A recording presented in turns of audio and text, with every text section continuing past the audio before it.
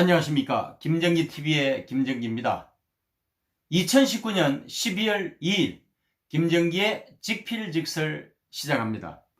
오늘 주제는 긴급 속보로 전해드리겠습니다. 청와대 특감반은 숨진 채 발견되다 입니다. 이건 또 무슨 말씀입니까? 청와대 민정수석실 민정비서관인 백은우 특감반이라고 이야기하죠. 백은우 특감반원이 숨진 채 발견이 됐답니다. 아마 시간이 지나면은 나오겠지만은 현재로서는 자살을 한 것으로 추정이 되고 있습니다. A씨라고 하죠. 특감반은 A씨인데요. A씨는 청와대 백은우 민정비서관의 최측근으로 분류되었던 인물입니다. 그리고 요 최근에 불거져 나온 정치공작 김기현 그 당시 울산시장 관련 선거 개입 사건이 있잖아요. 그 사건에 대해서 당시의 상황을 가장 잘 알고 있는 그런 특감반원이 스스로 아주 안타까운 그런 선택을 했습니다. 지금은 동부지검에 원래 검찰 수사관 출신이니까요. 청와대 근무를 하다가 동부지검에 복귀를 했는데 결국 청와대의 김기현 전 울산시장에 대한 하명수사 의혹에 연루가 되었다고 지목이 되었었죠. 그래서 아마 모르긴 몰라도 뭐 여러 가지 이유가 있겠지만은 괴로움을 견디다가 극단적인 선택을 한 게 아닌가 하고 추정이 됩니다.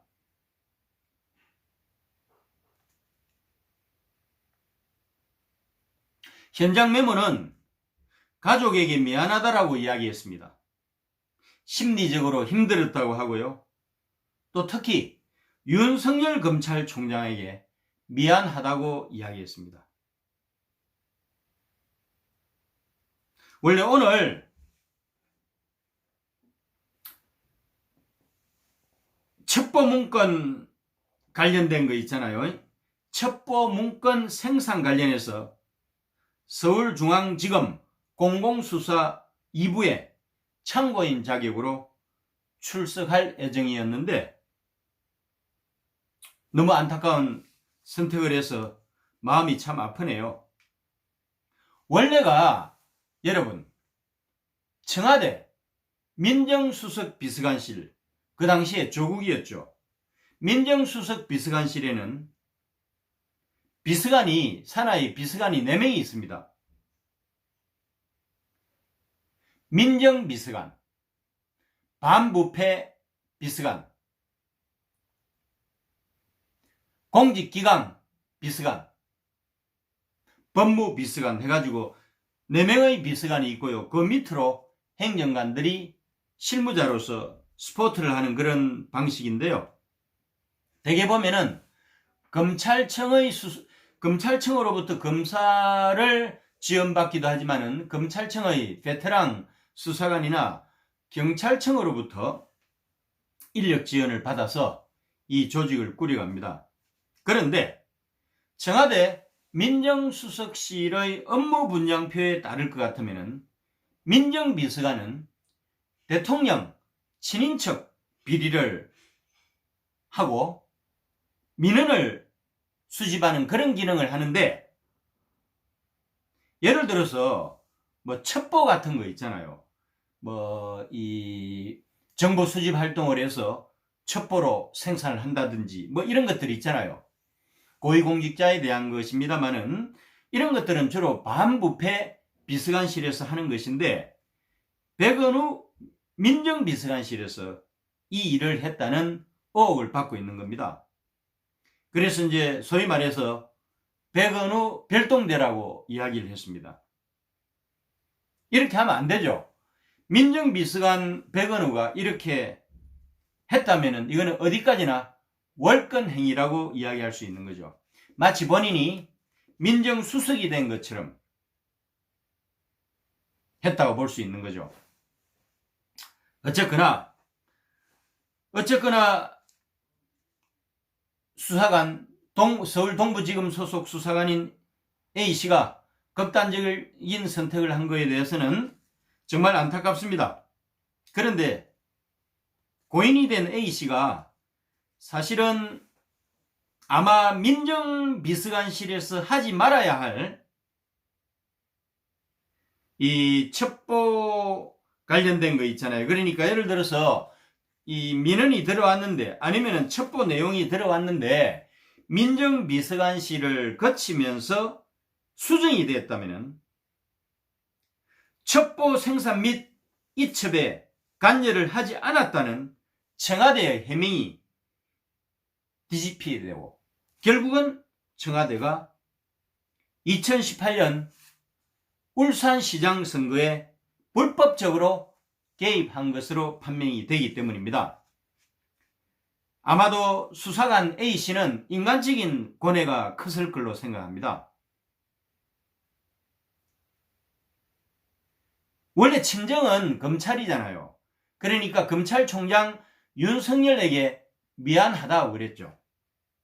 그런데 검사는 조직에 충성한다고 하지만은 검사의 지휘를 받는 수사관은 조직에 충성하는 것이 아니고 검사에 충성하는 건가? 하여튼 아마 그 충성의 강도가 검사 동일체 원칙이 적용이 되는 2100명의 검사들은 사람에 충성하기보다는 검찰이라고 하는 조직에 충성하는 것이 ABC처럼 되어 있으나, 이 검사를 스포트해주는 일선 그 검찰의 수사관들이 있죠. 이 사람들은 조금 생각이 다르겠죠. 그러다 보니까 검찰 출신 수사관으로서 서울 동부지검에서 청와대 민정수석실에 파견 근무를 했는데, 알려지기로는 그 당시에 슈퍼실세였던 백은우 민정비서관의 최측근이었다고 이야기가 되고 있습니다. 그 정도로 이 검찰 파견 수사관으로서 손발이 돼가지고 일을 많이 해준 거죠. 제가 듣기로는 백은우 민정비서관이 원래는 이제 반부패 비서관실에서는 특감반을 운영하고요. 이 특감반 소속이 한 10명 정도 되잖아요. 요즘 김태호 TV를 통해서 실제로 그 당시 민정수석 비서관실을 이 내부 고발을 하고 있는 김태호 씨 같은 경우도 검찰 수사관 출신이죠.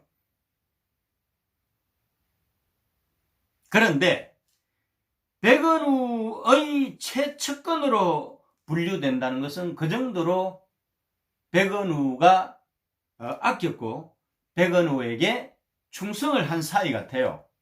그러다 보니까 원래 이제 검사 출신들은 이런 경우 백은우를 선택하기보다는 검찰을 선택을 하죠.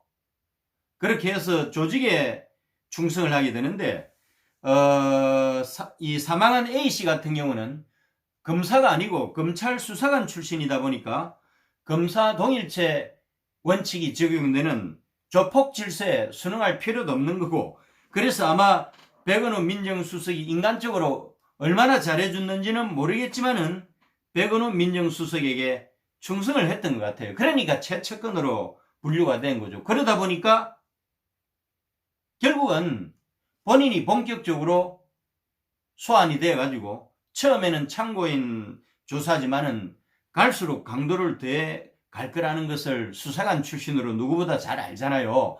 그러니까 오늘 원래 출석하기로 되어 있었는데 극단적인 선택을 했던 것은 아마 백은우하고의 관계가 끈끈했던 것 같아요. 그러면서 한편으로는 고향인 검찰청의 총장인 윤석열 검찰총장에 대해서 미안하다고 이야기를 했지 않겠습니까? 아마 그런 게 있는 것 같아요.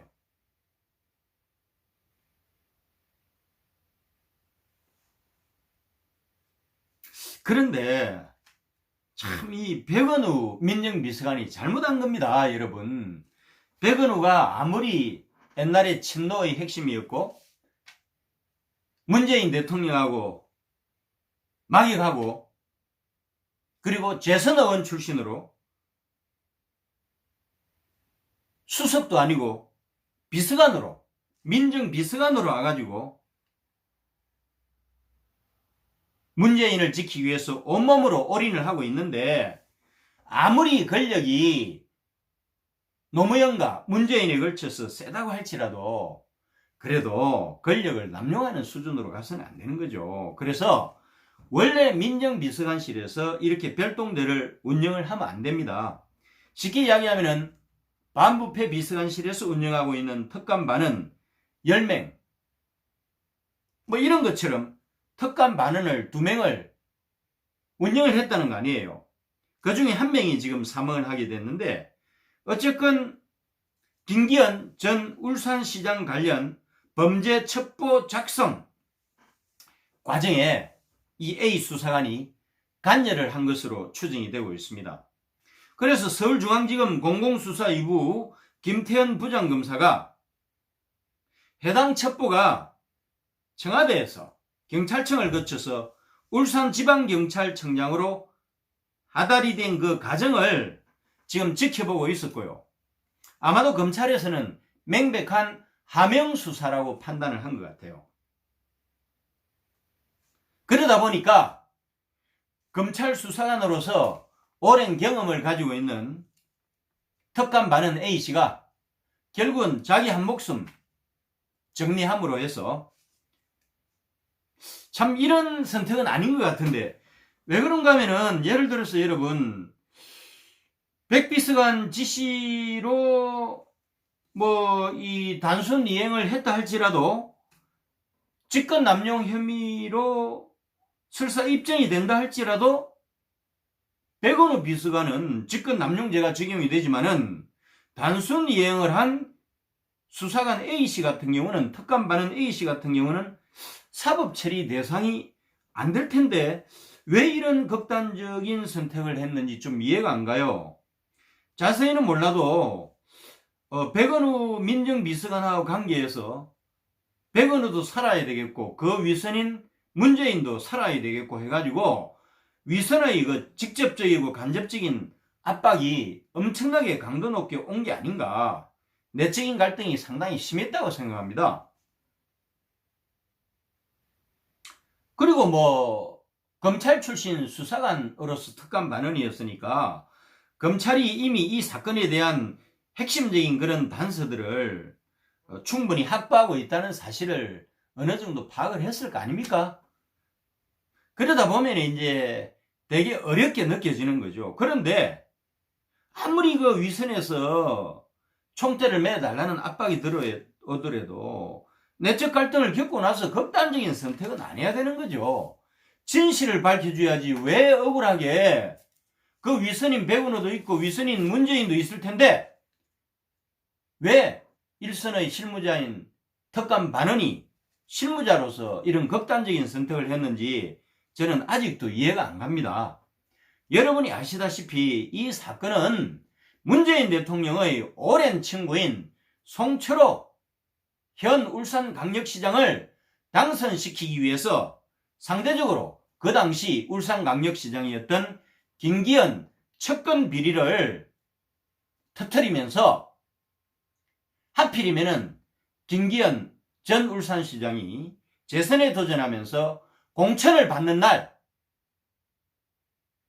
울산시청에 대해서 5곳을 압수수색하는 우를 범했잖아요. 무리를 한 거죠. 쉽게 이야기하면은 말씀드린 대로 한국 국민들의 정서는 경찰이나 검찰이 압수수색을 하는 순간 그 대상은 말하자면은 피의자가 아니고 범죄자가 돼버린다니까요.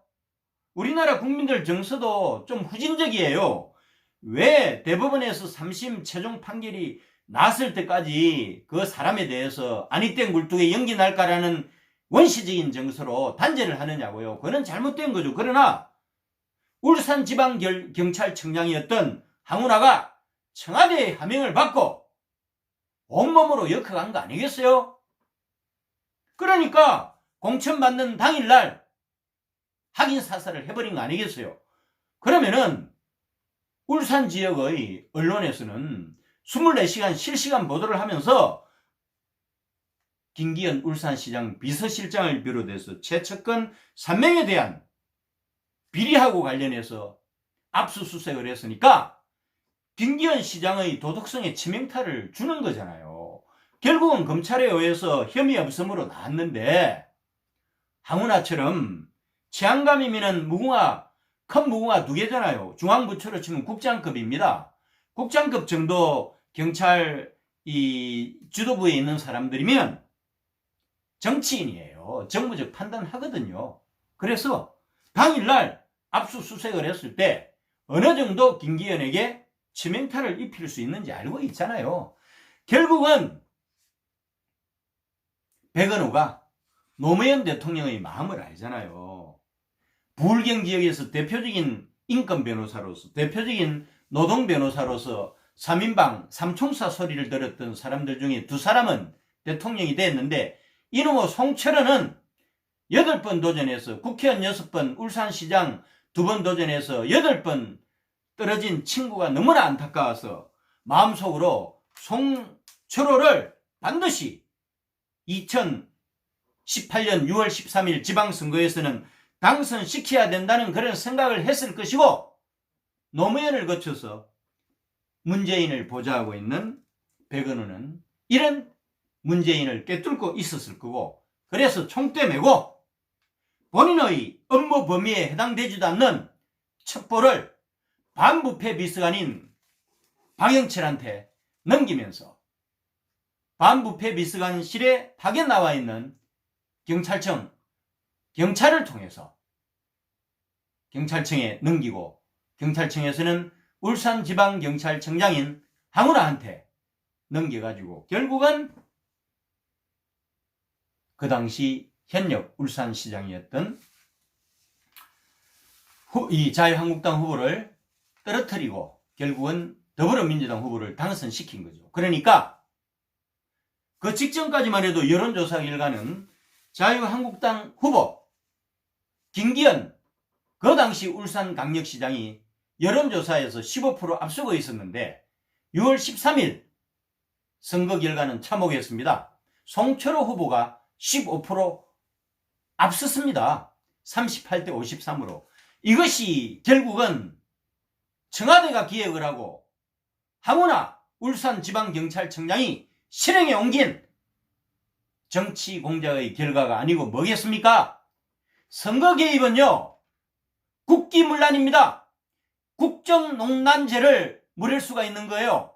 그래서 백원에 이어서 몸통이 문재인으로 드러나면은 이것은 명백한 국정농단죄를 저지른 거예요.